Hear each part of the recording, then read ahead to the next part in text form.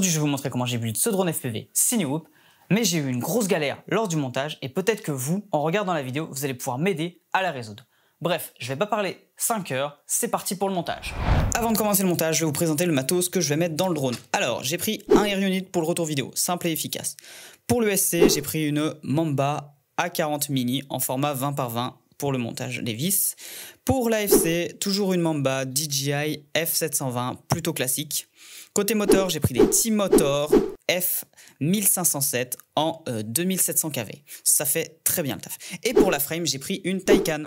Alors là, du coup, je vais commencer le montage, c'est-à-dire le positionnement de ma ESC. J'ai voulu la positionner à l'arrière parce que vu que j'ai pris un Air Unit qui est plutôt imposant, fallait que je le mette au milieu et je peux pas cumuler ESC, FC et Air Unit en même endroit. Pour installer le SC à l'arrière, du coup, il fallait mettre un tout petit système. Enfin, c'est pas vraiment un système, il fallait juste mettre des vis au niveau de l'arrière du 20x20.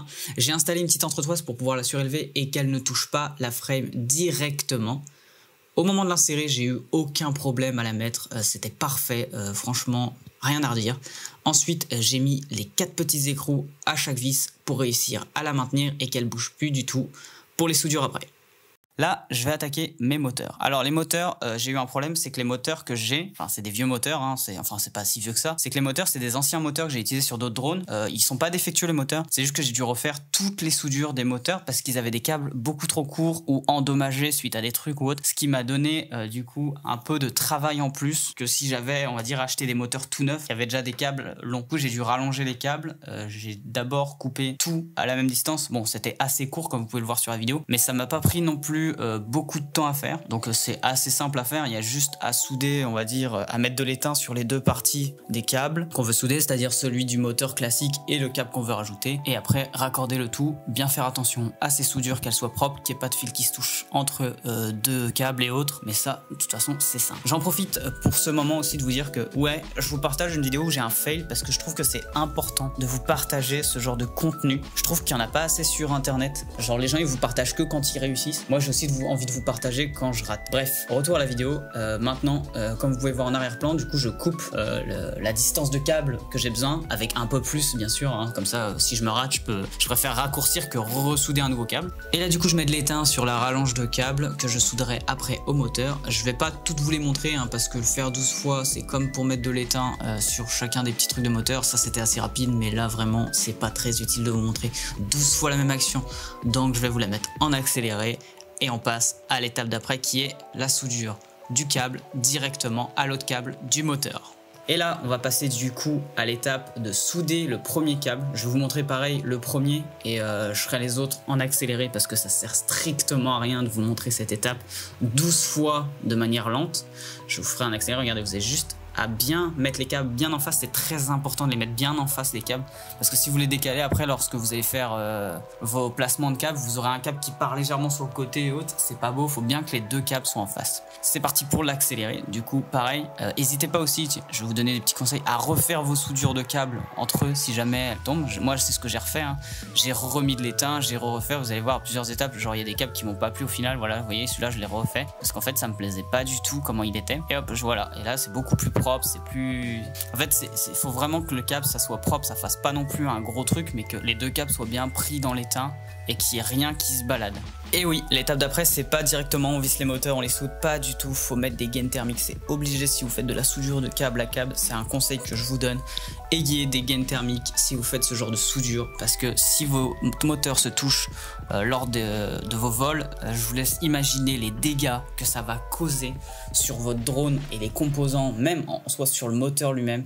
Si vous n'avez pas de gaines thermiques, ça sert à rien de faire ce genre de soudure. Vraiment, arrêtez-vous direct et achetez de la gaine, ça coûte pas cher.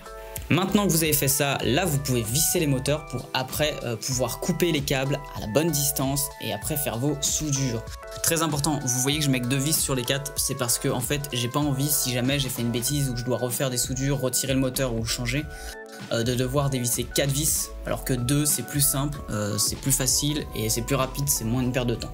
Une fois cette étape validée, vous l'avez deviné, on va passer à une étape qui est la plus importante. Et oui, alors comment vous dire, l'étape la plus importante, vous allez rien voir malheureusement, vous allez juste voir voilà mon gros crâne qui va vous cacher toutes les soudures, parce que en fait, moi j'ai pas réfléchi lors du positionnement de la caméra. Pour le début du build, ouais, c'était bien. Par contre, pour la suite, c'était totalement débile. En fait, je me mets devant. Vous voyez, à chaque fois, je mets mon gros crâne devant. Vous pouvez juste voir, comme je vous l'ai dit, mes grosses pellicules, c'est tout. Et du coup, vous voyez aucune des soudures, enfin aucune technique, enfin vous voyez pas à peu près comment je fais et tout. Bon, sachez que les soudures sont bien, il n'y a pas de problème à ce niveau-là et tout, mais j'aurais bien aimé que vous voyiez mieux comment moi je fais avec la pince à épiler et tous ces trucs-là. Malheureusement, ma bêtise n'a pas de limite, donc voilà. Résultat, vous voyez juste le résultat à la fin à chaque fois, c'est pas ouf. Ensuite vient l'étape de mettre l'AFC et le Air Unit qui eux ne nécessitent pas de soudure, c'est juste du plug and play au niveau du Air Unit et de l'AFC et pareil de l'AFC au ESC. Ensuite, truc assez simple, je branche la batterie pour voir s'il n'y a pas de problème avec le smoke stopper que vous pouvez voir juste là. Voilà, vous le voyez, il est merveilleux. Je regarde s'il n'y a pas de problème, pas de truc ou autre. J'ai touché moi-même le smoke stopper, pas de problème. Alors, vu que je vais faire le premier vol d'essai, j'ai décidé de mettre du scotch pour maintenir le Air Unit en place. Et oui, pour pas qu'il bouge, on sait jamais. C'est mieux parce que imaginez que votre drone il parte en sucette et vu que j'ai pas encore modélisé, on va dire, de trucs pour le positionner correctement, je me suis dit je vais le fixer comme ça. Et il va se passer une bourde, vous allez voir. Je fixe pas les deux pièces du drone parce que ça sert à rien juste pour un vol d'essai. Hein. C'est vraiment, je vais être rapide. Et vous allez voir qu'il va se passer des dingueries et j'avais bien raison.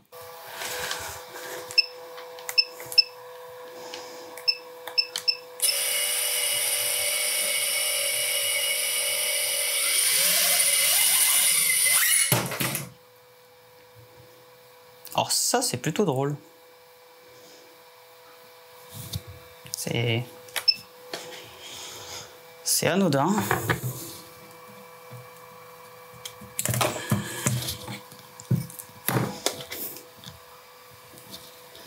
Pourquoi il fait ça? Les hélices, c'est les bonnes. Ouais. Je sais pas si vous voyez.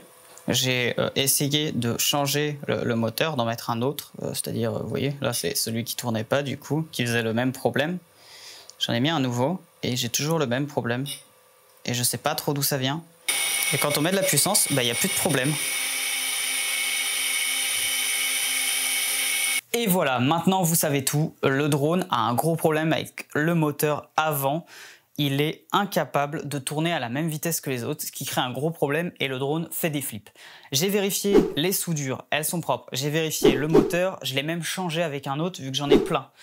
Toujours le même problème. J'ai regardé l'AFC, elle répond parfaitement. J'ai regardé l'ESC, si elle n'avait pas une soudure qui sautait ou toute autre chose ou composant cramé, aucun problème. Franchement, j'arrive à bout d'idées, je sèche complètement. Donc si vous pouvez me dire en commentaire vos idées, d'où ça peut venir et comment régler le problème, ça m'aiderait énormément.